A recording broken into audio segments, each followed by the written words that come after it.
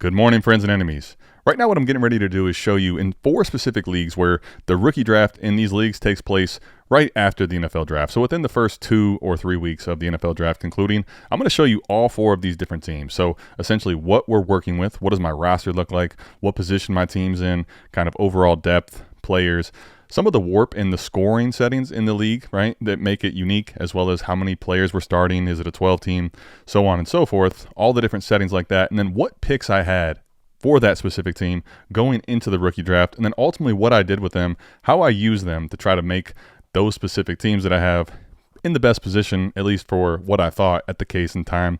So we're going to go through all of these one by one. So let's go ahead and start off with League 1 here. All right, so the first league here, we're looking at a 12-team Superflex league where we're starting 13 players. Now, that's a pretty long starting roster. A lot of times, you're looking at probably anywhere from a start 9 to a start 11. Those are primarily the most common. Get into a start 12, start 13, a lot longer roster spots on the league, and as well as the starting roster. Now, this is a team that I had to rebuild with for several years and was coming out of the rebuild, and last year actually did win the league. So that was nice. I did have the 112 and the 412 leading into the rookie draft. I had moved my second and third at some point in the season.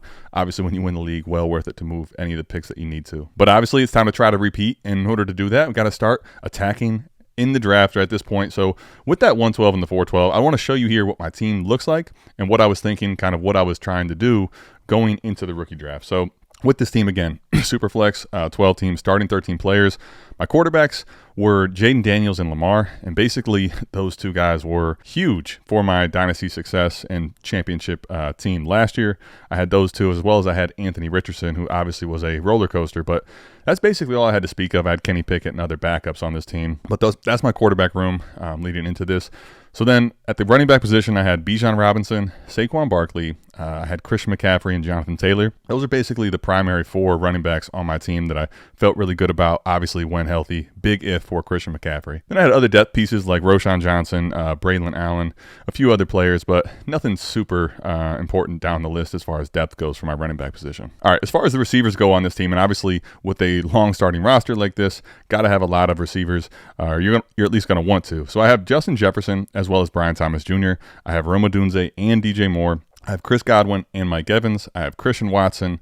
I have Keon Coleman, as well as a handful of others that are, more like depth pieces, none of which did a whole lot last year. One piece that I did have to use quite a bit on this team was Pop Douglas, and in a start 13, as gross as that sounds, he's fairly usable. So obviously would still like to increase the depth on this team. And then at tight end, I had Pat Freiermuth as my tight end 1, which obviously not a world beater, did not do all that much, was fairly disappointing. But as far as depth again at the tight end position, not a whole lot. I did have Chig Okonkwo and Theo Johnson on this team. So not terrible as far as depth goes, but again, would like to obviously improve the tight end position if I could. I wouldn't say that's my primary goal going into this, but overall, I really like what my team has as far as the star players on it, right? I feel like I have really high valued Dynasty assets, but I definitely want to kind of use that 112 and the 412 to increase my depth overall on this team. And if I could, honestly, try to find a way to almost bridge the two together, right? If I could get a little more depth on this team, but also add in maybe one more really high-powered, potent scorer, I feel like that would be the most ideal for this team specifically. So let's go ahead and see what I do. All right, so taking a look at the draft here, just go kind of through it in order. Obviously at the 101, we have JCap86 takes Ashton Genty. The 102 coming off the board would be Cam Ward. Then at the 103, Amarian Hampton. 104 becomes Travis Hunter. Trevion Henderson is the 105 pick. Then at the 106, we get Tyler Warren. This is a tight end premium league. It's a 1.75 points per catch for the tight end position. Ted McMillan then comes off at the 107. Jackson Dart goes at the 108. And then at the 109 and 110, we get Quinshon Judkins as well as RJ Harvey coming off the board. Colson Loveland comes off at the 111. So obviously at this point, right, while I would like to get a tight end, at this point at the 112, not going to try and get a tight end that's not Colson Loveland or Tyler Warren. And I'm sitting here and I have a pretty decent choice to make, honestly. I'll go ahead and show you the warp here in a second, but I'm looking at my team and overall depth is what I want to do to improve the team. And I think you could make the case for either one of, at least for me, I was looking at Emeka Egbuka and Caleb Johnson. Those were pretty clearly the two guys that I was deciding between here at the 112. And when you take a look at the warp, the league, right, it's a PPR scoring league, and it also has some bonuses towards high end, like, you know, really long touchdowns, 40+ yard touchdowns, 50+ yard touchdowns. You get over 5 catches. Basically, big performances do get a little bit of a boost, right? So when you take a look at the WARP, it's pretty jumbled up at the top, and you see the blue line here, the green line here, and the red line for the top 12 positions. Basically, you're looking at very high scoring and all pretty even, and that is the quarterback, running back, and the wide receiver position. So, and then as it continues down here, the blue line basically stays on top, showing me that while you do want to have a lot of different receivers, because we have to start so many players, these guys all the way up until essentially wide receiver almost 36, they're giving you over 1 WARP, which is 1 win over the replacement player. So it's huge to have the wide receiver position. And not that I don't like the running back position, but I just feel like while I had those running backs that I had on my team at the point, Jonathan Taylor, Saquon Barkley, Christian McCaffrey, Bijan Robinson, it's not like I really need to force the issue at the running back position. And Emeka Egbuka, to me, when I look at the WARP in this league, I think for the short term, he actually is going to be better than people think right out of the gate. We don't know what's going to be the situation with Chris Godwin, who I also have on this team. And at this point, I have Mike Evans. Now, that would be something I think a lot of people don't love, right? Having the entire Bucs wide receiver room. Can certainly understand that. For me, I'm not necessarily as worried about that. I kind of will be willing to play and figure out what I need to do with my team on a weekly basis accordingly. But again, I end up going ahead and making the selection for Emeka Egbuka. At the 201, then Caleb Johnson is available. That pick ends up getting traded. Someone trades up from the 207, I think it was, added a 3rd and a 4th to go up and get Caleb at the 201. Then the 202 becomes Jaden Higgins. Now at the 203, B Country has this pick. And he and I are kind of going back and forth on some other trades that we were discussing leading up to this point in the draft, right? So nothing had happened, but we've kind of been discussing back and forth some bigger deals involving multiple players. And basically, in this type of a league, you need to have more depth than you normally would in a start 10 type of a league. So B Country's in this position where he wanted to compete last year, and he needs to improve the depth on his team. That's kind of the essence of the trade that we were working on. So I'm trying to figure out how I can help get him some depth and also make sure that I'm getting pieces back that I'd like to. And he actually, at the point that the 203 is on the board, he wasn't sure who he wanted to take here. And I'm sitting here looking at Matthew Golden being on the board like, okay, that is a pick and a player that I would love to have. So we start having a little more, I would say, active discussions involving this type of a trade when we include the 203. And I want to go ahead and show you here what we settle on. He basically told me that he really wanted to secure a better running back. Now, had I at the 112, let's say, taken Caleb Johnson, I might have been able to just throw him Caleb Johnson here and then basically traded from, like, tiered down from the 112 to the 203, got Matthew Golden, and made that type of a trade. Obviously, hindsight's 2020, and I can't do that. And he wasn't really as much after a receiver, so to speak. He really wanted to, at the start at least, increase his running back depth. Given the scoring in this league and the running backs that I had, those 4, Christian McCaffrey, Jonathan Taylor, Saquon, and Bijan, I wasn't really itching to get off of these guys, right? So I basically told him, you know, you're going to have to probably bring someone to the table that's also highly valued, even if you want a guy like Jonathan Taylor or CMC, as well as the 203, and then we'll have to figure out what maybe a 3rd or 4th piece would look like. So I end up kind of going back and forth, and we settle on this trade here where I send him Jonathan Taylor. I sent him Mike Evans, who's getting obviously a lot older. I still feel like could be a nice producer. Obviously with Baker, you saw how good he was last year when healthy. But then he gets Christian Watson, Keon Coleman, and Braylon Allen, as well as my 3rd in next year's class. And I end up getting here Puka Nacua, Justin Fields, and the 203, which I'd go ahead and select Matthew Golden. So when I take a look at the totality of this trade, right, Puka Nacua over JT for me still, while JT obviously was a huge league winner. Puka Nacua, while on the field last year, was ridiculously good. And Devontae Adams coming over, I don't think it's actually going to hurt Puka. Obviously, you could make the case that it hurts his overall target volume, but I just feel like Puka Nacua and the way that he's played and with Matthew Stafford, having another guy that defenses have to worry about like Devontae Adams, not something I'm concerned about at all. So definitely still Puka over JT by a decent amount. And then we get to the point of the 203 pick, which we're looking at Matthew Golden and Mike Evans. I think at this point you could make the case for either one. On the production side, right, on a contender side, you probably would say Mike Evans over Matthew Golden. I don't actually have any fight with that. I would probably agree. However, in Dynasty for me, even though I do want to contend, I'd prefer to get younger. And at this point, getting Matthew Golden straight up for Mike Evans is something I would be willing to do, even on a contender like this, because we don't play until September. So I have plenty of time to try to move a piece like Matthew Golden if I felt leery of him on a team like this. But I also feel like he's someone that has, with his speed and his overall ability on my team in the flex spot, I'm almost kind of willing to ride that out and see what type of production he can give for my team, even if it's boom or bust. That would be okay for a team like this where I have a lot of really star-studded players at the top. If I could get Matthew Golden to just give me some boom or bust weeks, that's almost what I'm looking for. And then when he has those boom weeks, man, we'll see what he looks like in a trade at that point. So for me, Matthew Golden over Evans, although you can make the case either side. And then basically, I think probably where, if you look at a start 13, where this trade might not look quite as great, would be getting Justin Fields for the combination of Christian Watson, Keon Coleman, Braylon Allen, and a 26th third. For me, though, realistically, I'm kind of okay even on a team where I need to have a ton of depth, and I probably wanted to get more depth. But again, this doesn't factor in the fact that at 112, I did get Emeka Egbuka. So I think about Puka, Emeka Egbuka, as well as Justin Fields and Matthew Golden on this team. Kind of feel like that's what I was looking to do, right?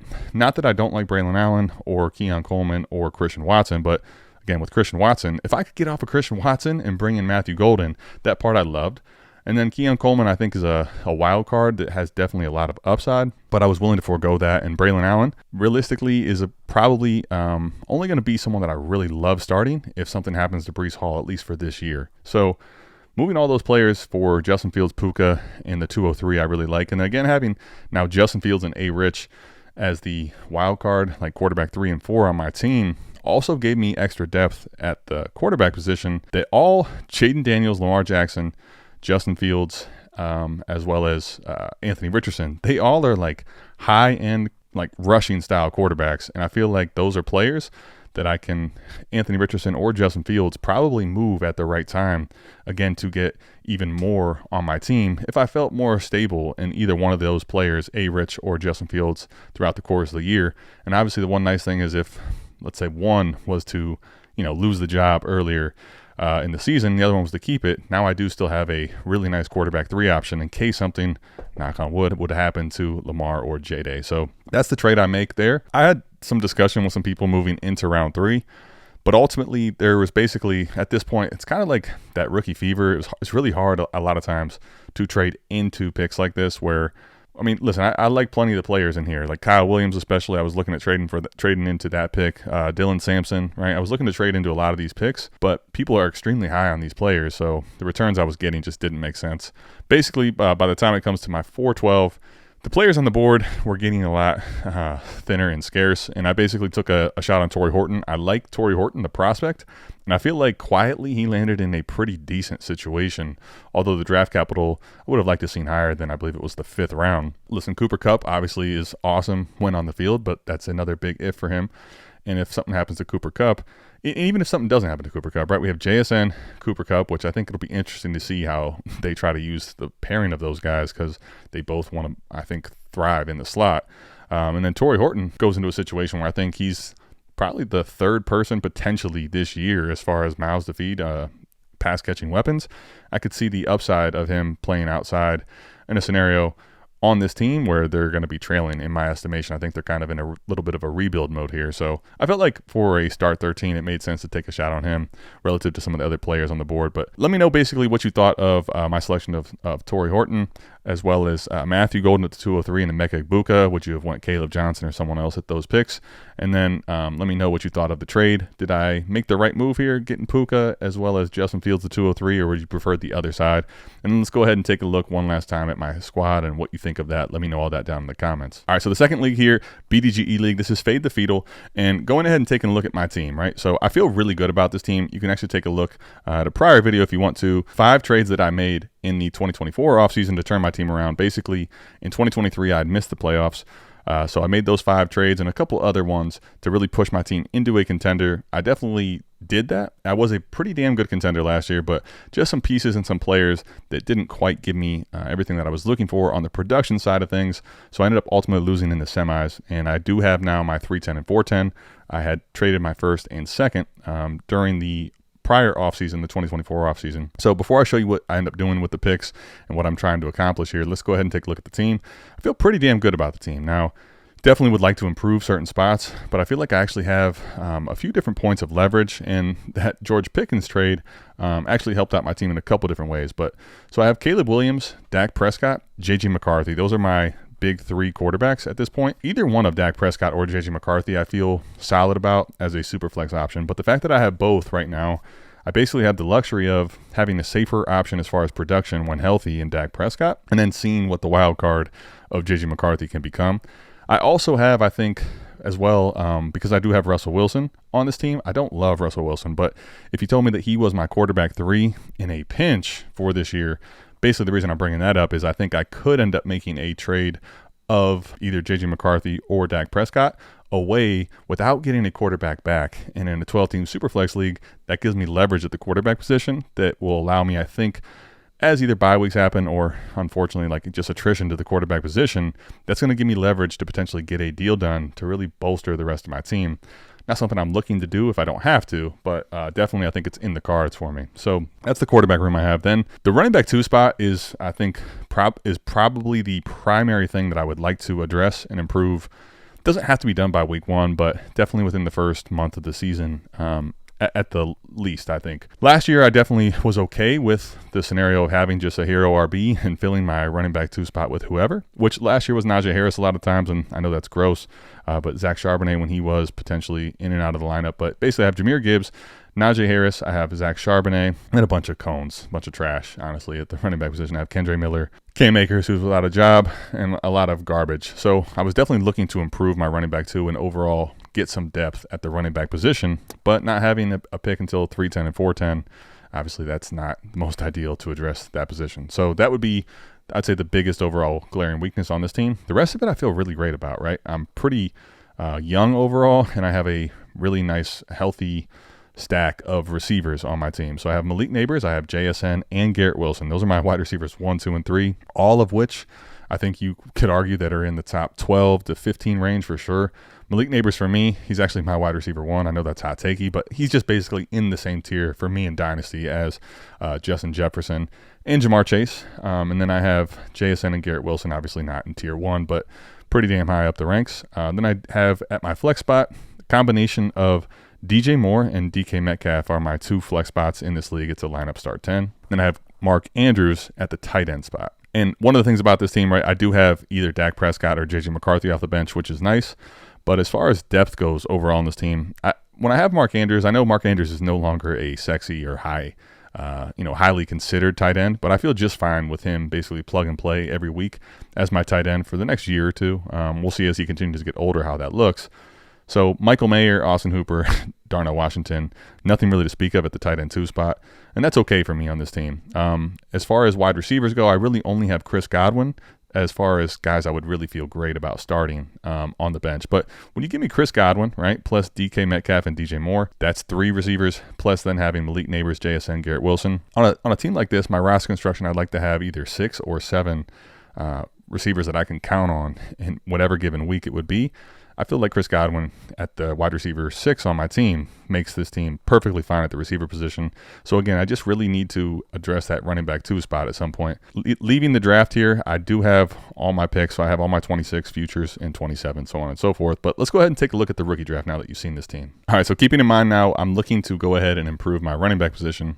This draft is very interesting, I would say, in general. But let's go ahead and look at it. So Gut, he took over an orphan team last year, and I think he's doing a pretty damn good job of kind of gutting the roster, but also rebuilding it. So not trying to have too many running backs, obviously, to score high in points and overall get like receivers and quarterbacks and a bunch of picks in the future to really retool and rebuild this team. But obviously, the 101, just not going to see value of Ashton Genty. Totally makes sense. Hampton comes off at the 102. Travion Henderson comes off at the 103. Then at the 104, Emperor Goose has this pick. He also had, I believe it was he had the 111. So he had the 104 and the 111. He ends up taking Cam Ward here at the 104. The 105, T-Rock takes Travis Hunter. The 106, Tet McMillan comes off the board to R.J. Peterson. Emperor Goose actually has the 111, and it was the 107 here. He takes now Tyler Warren at the 107. Emeka Egbuka comes off to the Bosco at the 108. Quinshawn at the 109. Gut again is up at the 110. He takes Caleb Johnson out of Iowa going to Pittsburgh. Then Goose is back up. He takes Luther Burden here at the 111. Matthew Golden comes off at the 112. Now, at this point, right, for me, RJ Harvey at the 112 still being on the board was where I'm really trying to trade up and see what I can do to appeal to these people to go get RJ Harvey. Nothing happens at the 112. So at the 201, I'm hitting Gut up like, hey, I know you're in a rebuild. Not sure what you're looking to do here. Let me send you a couple offers. Let me know what I would need to do. I'm pretty interested in this pick. I sent him a couple offers. I honestly can't even really remember exactly what it was, but I told him, hey, whatever it is, if you don't like it, counter back. He basically took a look at him and hit me up like, hey, I appreciate the offers, but I really strongly believe in the prospect of Trey Harris. I've been in on him as a prospect this whole time, and I like the landing spot here in LA. I'm just going to go ahead and stick to my pick here at the 201. Okay, cool. I get it. Now, obviously, as you see here, Colson Loveland's still on the board too, so I'm hitting up CB he took over an orphan this offseason for us. So Colson Loveland is basically someone he's not willing to pass on at the 202.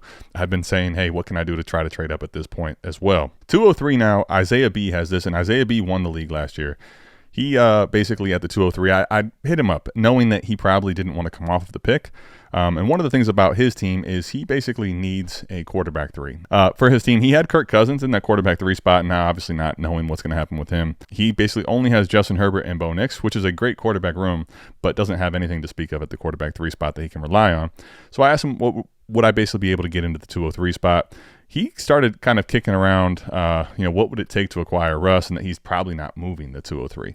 So at this point, I was kind of having a pretty strong feeling that he would like to get Russ if he could cheaply. He was trying to send me a third. And I was basically like, while that might be value that makes sense for some people of Russell Wilson, I'm just not going to move off of Russ, which to me is this cheap quarterback 3 option that I could use in a pinch in the early part of the year if I had to get off the flexibility of having that J.J. McCarthy and Dak Prescott trade. I basically told him I'm not going to do that, but I had a pretty strong feeling that he would do what he did here, taking Jackson Dart. So now Tidal Wave, who took over a team here, I think he took over Tony's team actually, at the 204, I'm basically hitting him up like, listen, what is it going to take to get the 204? And he did a pretty good job, I would say, of kind of pitting me against the person who ends up making the trade ultimately for the 204. And he kept kind of going back and forth and having us seemingly one up the offer we were making prior to get more and to get more. He got to the point where my 26 first was in play. And just on paper, right, the 204, if you're at that spot and you get a future first, makes sense. And once we got to the point of I'd be willing to give you a future first, I sent him an offer, including my future first, and I was like, this is kind of where I'm at, my hard limit. One of the things I think is important is one of these psychology type things in leagues. When you have a new manager you're dealing with, listen, I think he did a great job. And he ended up moving that pick of 203 for more than a future first from Isaiah B. But one, I didn't know basically if he's, I wanted to call his bluff, so to speak. I didn't want to just continue to potentially be bidding against myself if there was actually no other bidder on the other end. But also, too, I think it's important to kind of draw a line in the sand, so to speak. Like, hey, this is my final offer, and set that kind of tone up. Because even if I would have acquired RJ Harvey, if I would have basically paid more than what Isaiah B did at this point, it wouldn't have been a return I felt comfortable with. So while I would have liked to get RJ Harvey, and I'm sitting there thinking, he's at the 204, what do I have to do to get this done? The cost for me at this point wouldn't have made sense. Now, listen, RJ Harvey may end up in Sean Payton's offense being an absolute stud, and I'll look back like, why didn't I get him? But and the other thing that sucks is you never like to see when you need a running back too, and you're looking at the person who just won the league improving their team. So, but it is what it is, right? So now at that point, that pick comes off, and none of the other picks I was really being able to see if I could trade into that made sense as far as value. So Dylan Sampson comes off at the 301. Shadur comes off at the 302. Jaden Blue comes off at the 303. Tyler Shuck, Ferguson, and Arroyo, 305 and 306. Brashard Smith went at 307, which, listen, I like Brashard Smith. I think the situation he's going into, you hope he takes over that like Jerick McKinnon role from years past, but that's definitely as early as I've seen him go in any of these. And then right before I come up on the board here, Mason Taylor, that was a person I was actually considering at the 310 had he made it. I've never seen him fall all the way to the 310, and he does go off at the 308 here. Harold Fannin comes off at the 309, and at this point I'm kind of looking at a few different players and scenarios here. DJ Giddens was definitely my top prospect as far as the running backs go on the board. I don't think he's a true threat to Jonathan Taylor. I think Jonathan Taylor is still clearly the RB1. But if something does happen to Jonathan Taylor, even if it's for a few spot starts, I think DJ Giddens in that offense that's going to be, as we saw, very run-heavy towards the last part of last year, I think he's in a smash spot. If something does happen to JT, and outside of when JT's starting, I don't have to worry about starting him. I just kind of put him into my roster. But my running back room needed a lot of help, and I think DJ Giddens at least starts that. One person I was also considering was Jordan James, strongly at the 310, but I wasn't going to take him over Giddens. And I was hoping he would fall to me at the 410. But, of course, at the 406, he comes off the board, as you can see here. So the next two picks in the third are Tesla and Pat Bryant. Ollie Gordon comes off at the 401. Elick Aominer comes off at the 402. Woody Marks, Devin Neal, Oronde Gadsden. Jordan James came off at the 406. Kind of broke my heart there, I'm not going to lie. But then at the 407, Phil Maffa, which, I mean, honestly, again, someone I had not seen drafted in the fourth at all. That was by Goose. Will Howard comes off at the 408. Dylan Gabriel off at the 409. And then it's kind of a pretty easy choice for me as far as overall the player. I do like Jarquez Hunter quite a bit.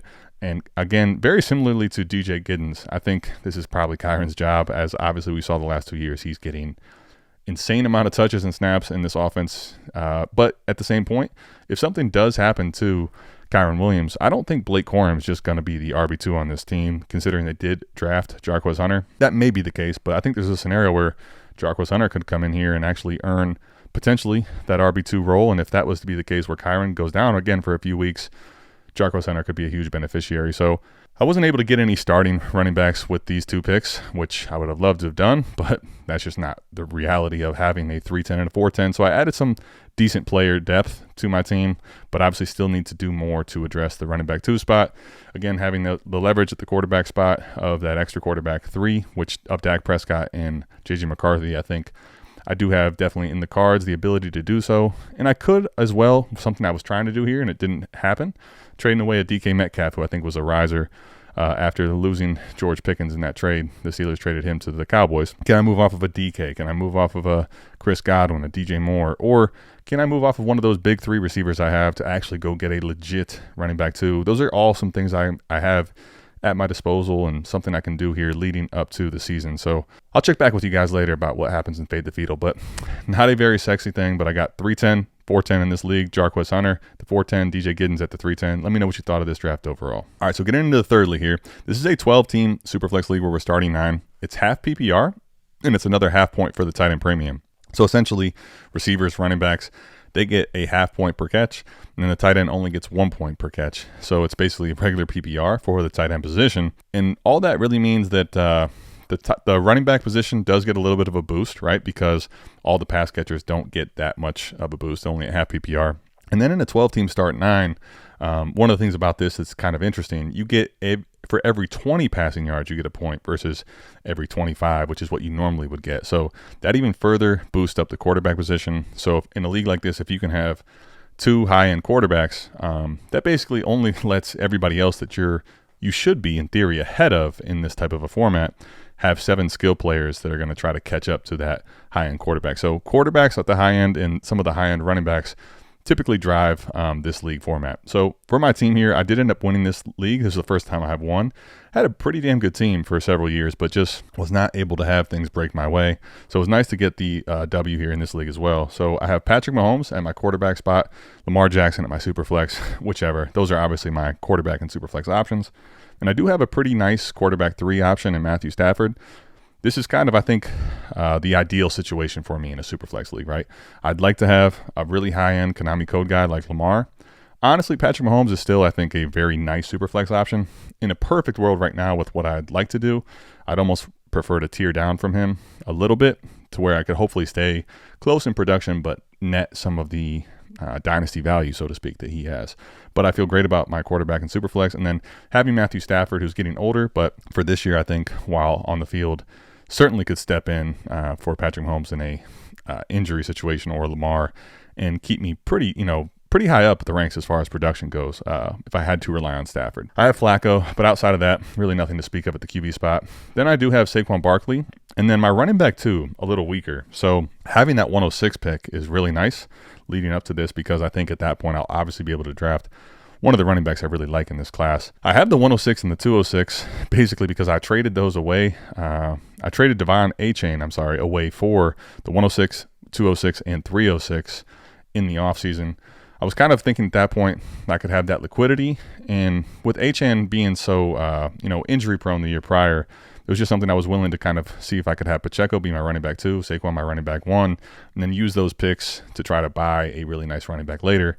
Obviously, if I go back, I would just probably keep Devon Achane, frankly. But let's see what happens in the draft here at those spots. Then my 2 receiver spots, I have anywhere from, depending on what you'd like to do and start, I have A.J. Brown, Tyreek Hill, DJ Moore, Brandon Ayuk, as well as on the bench, I have Cooper Kupp as my wide receiver 5. So going into the season last year with those guys, I felt way better about that room than I do currently at the moment. I also do have Marvin Harrison Jr. on this team, which I was hoping was going to be absolutely a stud last year, and he, again, disappointed from a production standpoint. So my wide receiver room is still solid, but it's just not anywhere near as elite as I was hoping that it would be going into last year. And then the tight end position is kind of a interesting one now. I have David Njoku, I think at this point seemingly is the most reliable. I don't even know if that's – we'll see what happens with him this coming up year. But I have David Njoku, Kyle Pitts, Tucker Kraft, and Travis Kelce. Honestly, I feel fine about Njoku and Tucker Kraft. Travis Kelce was, for the years that I wasn't winning, obviously a pretty damn good player, but at this point, you're probably not able to get off of him for anything of value. So that's what my team's looking like at this point. Again, I have the 106, 206, and the 112. So let's go ahead and take a look at the draft and see what I do here. So again, here, taking a look at the board and what I'm looking to do, obviously. So I have Chuba Hubbard on the bench and Isaiah Pacheco in my lineup, but those are basically my running back 2 and 3, Chuba Hubbard and Isaiah Pacheco. And I do have Saquon Barkley. So obviously the target here for this team is going to be the running back position, unless somehow there's just a value at the 106 that shouldn't be there at receiver. So as we take a look, right, kind of comes off the board, and I love to see stuff like this where this is what I like to call fucking with the data or manipulating the ADP, right? So I want to shit on you has the 101 and the 102.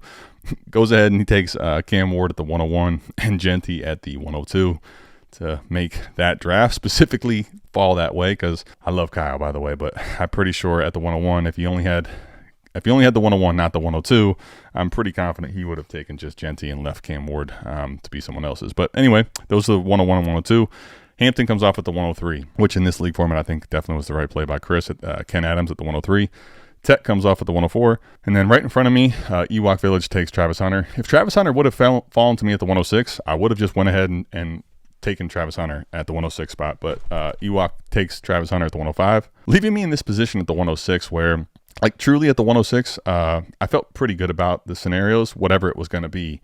But basically having whatever my choice was as far as the running back 3, right? Obviously Hampton coming off at the 103 basically leaves me my third choice, whatever I thought the running back 3 in this class was. I'm looking at Trayvon Henderson, RJ Harvey, Quinshon Judkins, and Caleb Johnson, all kind of jumbled up in this spot. To me, Trayvon Henderson just makes the most sense. I think he's the highest end talent of all the players here. You could definitely make the case for some of the other guys, but I think Trayvon Henderson, as far as his talent, and again, we look at their first overall pick, right? Well, the 4th overall total pick, but their first pick in the first round, taking the left tackle to really kind of give some protection to Drake May. I think that was one of the biggest things they wanted to do and address. But I think Trayvon Henderson is one of these players where kind of a cheat code as far as he's a great pass protector. One of the things about Trayvon Henderson that you should not get confused is he is an elite pass protector. For people to talk about his type of pass protection and what he means to a team in that department for a running back is kind of odd, meaning that you don't normally see someone that's just that highly touted of a pass blocker. So he's really willing and able to do that, which is going to almost assuredly mean he's in on third downs and probably a lot of passing style downs. So I think he's going to get potentially all the valuable touches as the Patriots continue to improve and progress their team over the course of time. So will he be the highest scoring let's say, between him, Harvey, Judkins, and Caleb this season? I'm not going to necessarily say that. I can't project that, and I'm not trying to do such. But I think overall in Dynasty, there's just a scenario where as we get closer to the end of the season and into the playoff time for fantasy football, Trayvon Henderson starting to basically get himself further from the pack in this room, and I think he has the most talent in that scenario. So that's why I went ahead and took TreVeyon Henderson here. Then as we take a look at the rest of the picks, so Tyler Warren comes off at the 107, Emeka Egbuka at the 108. Then here at the 109 and 110, right? So this is where it's pretty interesting, as well as the 111. Because RJ Harvey, Quinshawn, and Caleb are all there, I basically at this point start hitting people up to see like what I can do, because I do have that 112 pick of mine, right? And I saw the scenario of like I could maybe just wait at the 112 and see which one of these three potentially falls to me. Now, as we see here, they do not fall to me. At this point, Ninja Ginger has the 109. So I hit Ian up to see what he would want for the pick. Kind of before I even had a chance to make an offer to him, he ended up going ahead and selecting RJ Harvey. But he did tell me in like our back and forth that he was between RJ Harvey, Jackson Dart, and Caleb Johnson. That was who he was between. The next two picks here you see are owned by Horns Best. Now, the 110 was owned by somebody else. I forget exactly who he traded into that pick with. He ended up having the 111, and I think he did a really good job of securing both of these picks here to grab both Quinshawn and Caleb in front of me. And at that point, I was like, I know how Horn and I kind of go as far as trade talks. He was inquiring with me about the 106. Never really made me a formal offer, so I was just like, look, I'm looking for an offer. So I just made the pick. So obviously he was looking to address his running back room as well, and he's definitely one of the higher end contenders in this league. So again, I got to see him get Quinshawn and Caleb right in front of me. But at this point, I'm like, all right, Jackson Dart, I think in this league format makes the most sense. A guy like Loveland, listen, I get it, but the tight end premium is not that high. And in this league, the tight end position, especially if it's not going to be a Bowers or a McBride, one of these super juiced high end scorers, I think it's just a lot of dynasty value that doesn't really work out to production. And then like I like Matthew Golden, some of the other receivers here, but again, I don't think those type of players are going to make a big difference in half PPR relative to a potential starting quarterback. So I went ahead and took Jackson Dart here as a potential quarterback 3 for my team, kind of to pass the torch, so to speak, after Matthew Stafford probably retires, if I was to keep and hold on to him. One thing I did try to do was take Dart, because I remember that Ninja Ginger told me that he was looking at Dart potentially. I was like, hey, can I throw you Dart as well as something else to get RJ Harvey from his team? He said not at the moment. He's still a team that I think is very much in a rebuild phase. So at some point throughout the year, I think my play is going to be, again, coming back to him whenever Jackson Dart ends up getting the keys and he is becoming the starter. If that takes place in his rookie season, now at that point, can I pivot Jackson Dart into RJ Harvey? Obviously, that's also going to depend a lot on what RJ Harvey looks like. So while I would love to have had a running back there, I think the value just made too much sense on Jackson Dart. And then by the time it gets to my pick at the 206 here, you see I take Bashaw Tootin, which I think realistically that's where you're going to need to get him. Cam Scotty will come off at the 204. He was the last running back I felt like made sense to try to grab at the in the second round. So now when I'm looking back at that trade, essentially, would you rather have TreVeyon Henderson and Bashaw Tootin or Devon Achane? I think it's a lot closer than I was expecting it to be. You could definitely still make the case for Achane, but I don't necessarily hate the tear down to get a shot at Tootin, potentially, hopefully getting that Bucky Irving role with Cohen, and then also getting TreVeyon Henderson at the 106. But again, let me know what you would rather have of TreVeyon Henderson and Bashaw Tootin or Devon Achane right now in Dynasty. I think that's an interesting one. And let's go ahead and get into the fourth league here. All right, so the fourth league here, similarly to the first league that you saw, this is a 12-team Superflex where we're starting 12. So the second league and the third league, right, we're start 9 and start 10, a little more of the shallow formats. The first league here you saw, and then this league, that was a start 13, and this one is a start 12. So again, a much longer starting roster. And what I'm looking at kind of going into the draft with this team I think is one of these, I've been rebuilding, and I have not been trading out of some of the rookies and sophomores that have a lot of name cachet. And I didn't do a good enough job of really trading some of those at their higher windows. And essentially this team is kind of, at this moment, been this perpetual rebuilder, which you don't like to see. I don't like to see anyway, which is where I've been rebuilding now for, this is the third season where I've missed the playoffs. Normally I like to have 1 or 2 if I'm going to go into a rebuild, either in a startup or an orphan I take over. But about 2 years of rebuild, 3 would be the very high end and tops. This is a team that I was hoping to contend with that did not contend. I end up earning the 105. So basically I have all of my picks in this league. I have the 105, 205, 305, 405, and the 505. And you take a look at my team, right? So this team at the moment, I have CJ Stroud and A. Rich at the quarterback and superflex spot. A. Rich again, I mean, I felt really great about having Stroud and A. Rich. This is 2, first round startup picks basically on my team at the quarterbacks that are young. Felt great about that. Then I had Deshaun Watson and Levis as my quarterbacks off the bench. So obviously a lot of yikes here, right? Already a lot of yikes at the quarterback spot. And even CJ Stroud, who I still think is a very safe option and probably has some high-end upside, just he was, again, disappointing last year as well. Then my running back position, I have Bijan Robinson. I have Rashad White. I also have Zach Charbonnet as I go through here just to see. Tajay Spears, I drafted Jonathan Brooks. I drafted Trey Benson, right? So I've been drafting a lot of players that have not given me any type of production over the last couple seasons in particular. And we take a look at the wide receiver spot. I have Amon-Ra St. Brown. I have Puka Nacua and JSN. So at the top, love those receivers. JSN, again, started slow last year. Zay Flowers, solid. Roma Dunze, obviously, was disappointing last year. Adonai Mitchell, disappointing as hell last year. Other receivers on this team, I got Shoddy B. Deontay Johnson started fine, but again, ended up being a complete zero on this team. Elijah Moore. So you can see plenty of the scenarios of guys that I've invested in have absolutely let me down, disappointed me in a huge way. Tight end spot, I get Cole Kmet, who just got killed by Colson Loveland.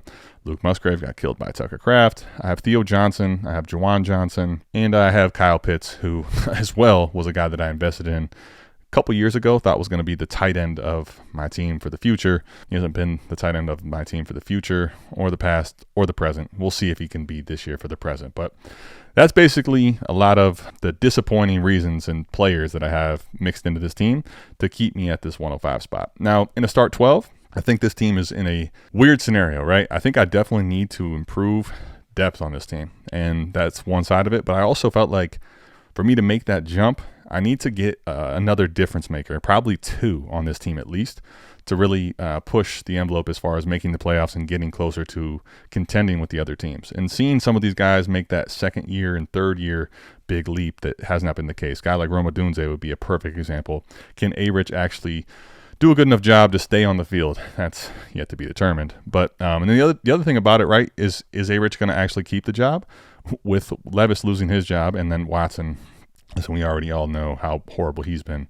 Like, I all of a sudden now definitely need to also have a quarterback 2 or quarterback 3 in case the A-Rich experience doesn't go well. So all that to lead into the draft here where I have the 105, and I have a pretty unique and interesting opportunity to go up to the 101. So let's go ahead and get into that. All right, so here's the board you can see. Actually, at the moment, I'm not sure if you'll get the board that's finished, or as you can see, it's actually paused overnight. It's getting ready to wrap up.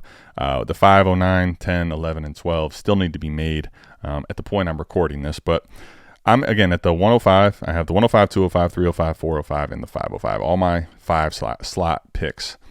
101 is kind of, at this point, trying to trade back and trade down and tier down into a trade of trading away Genty into a bigger haul of overall assets and players. He's also in a rebuilding situation. And because of that, like I'm basically at the 105, even with a team like this. I think Genty in this class, one, as far as paper value, dynasty value, getting a player like that gives me a big chip to potentially move, whether that's in the season or this off season, potentially even for more of a haul, if I'm able to get him at the right price.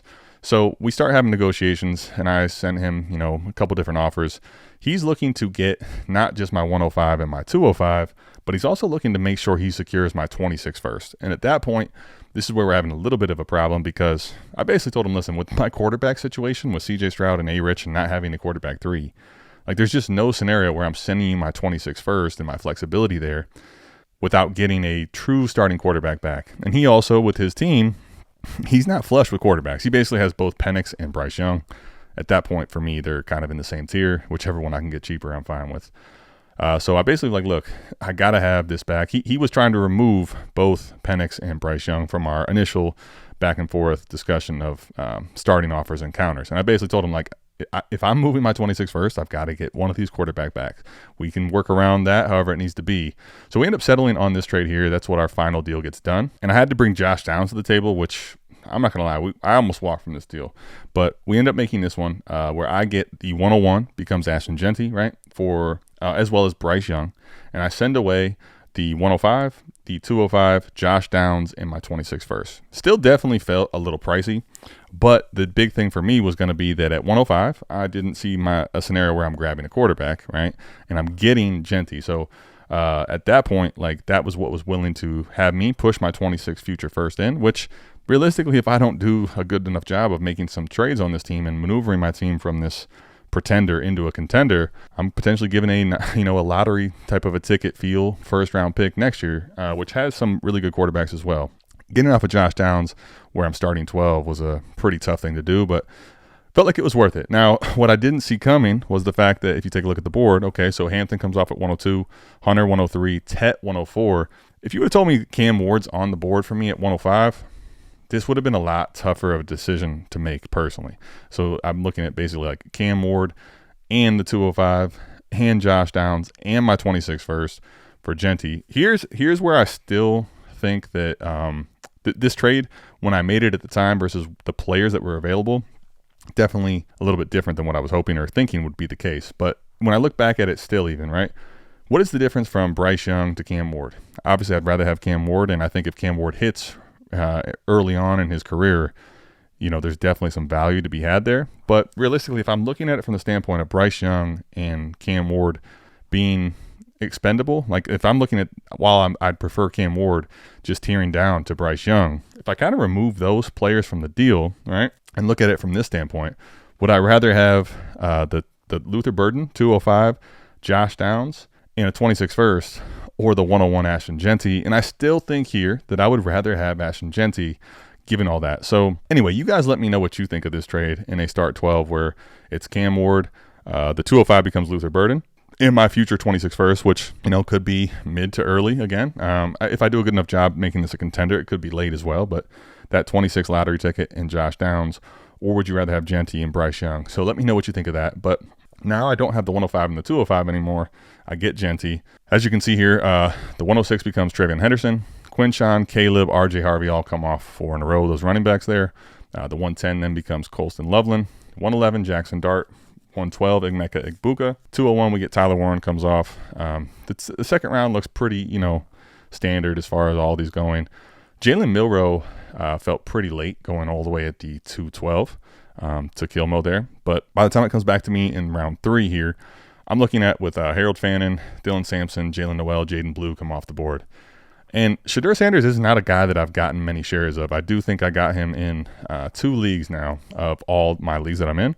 But I grabbed him at the 305 here because I think, one, with the hype that's around him, right? This is a 5th round pick, and we all know the hype that's going into Shedeur Sanders and what's going to happen with him in Cleveland. But the hype that he has around his name, I think if he does end up earning a starting spot at some point, there's probably some flippability to him for a 3rd round pick and Shedeur's name. But also, when I look at my quarterback room, right, with what happened with Watson and how uncertain A. Rich is, and even with Bryce Young and CJ Stroud, I still think I need some help at the quarterback position. So while he's not someone I've been targeting a lot, honestly, in my rookie drafts, I felt like it just made more sense to take Shedeur than some of the guys that are still left on the board, which realistically don't have that much security as well. So that's what I do in the 3rd round. You see what comes off here at the 306 to 312. In the 4th round, we start off with A.O. Manor, Torrey Horton, Jalen Royals, Gadsden come off. And then at the 405 here, there's probably a handful of running backs that I was considering. I ended up taking Ollie Gordon. I didn't get a lot of shares of him, so I wanted to get some more shares of Ollie Gordon. But I just think, again, thinking back to that other league I was talking about with Devon Achane. Listen, Achane got a ton of run last year and obviously was great with it. Totally different player, though, without the running back situation you're hoping for in like a typical, zone read, zone run Kyle Shanahan style offense. Because the O-line was not anywhere near as good, they lost Robert Hunt. He didn't have anywhere near as many home run style touchdowns, but he just was very efficient and very good with a lot of his touches and was a PPR monster essentially too. But that's still a young, small back that has a lot of touches at this point and could get an injury at any point. I don't think there's anything to speak of in that Miami backfield unless you still believe in Jalen Wright, who basically couldn't earn any type of run last year. I think Ollie Gordon could end up being someone that gets a lot of touches towards the goal line and kind of gets used more than you might think at this point. But it was obviously tight between him and Brashard Smith and a guy like Jordan James for me. They all end up coming off in the 3rd round anyway. And then in the 5th round, can make it a lot of different cases, but with a start 12, I wanted to take a shot on Ty Felton. I think there's probably a scenario for a lot of the players that I'm drafting here. They're going to end up getting cut, and from my team anyway, not being all that valuable. But took a shot on Ty Felton, and with the start 12, obviously it would take probably an injury for me to feel comfortable with it, but I feel like he's actually in a decent spot in Minnesota if J.J. McCarthy ends up becoming a nice player. So that's my draft in this scenario, in this league. Again, the trade didn't work out exactly as I was hoping because I didn't think Cam Ward would be on the board. But again, let me know what you think of this trade overall.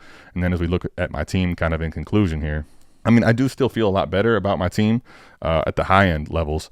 I still think I need to add some depth, and without having my first, we'll see what I'm able to do here. But when I look at it on paper now, at least at the starting roster with Stroud and Bryce at my quarterback and superflex option, Bijan and Genty, I feel like having Bijan and Genty, that's two damn good running backs and young ones. So I like that. I like having Amon-Ra, Puka, and JSN at my receivers. Pitts, we'll see. I mean, I think at this point you kind of just have to, if you're still a believer in Pitts, like that's RIP. But you kind of at this point, for me, I'm looking and hoping for a scenario where Pitts shows me something.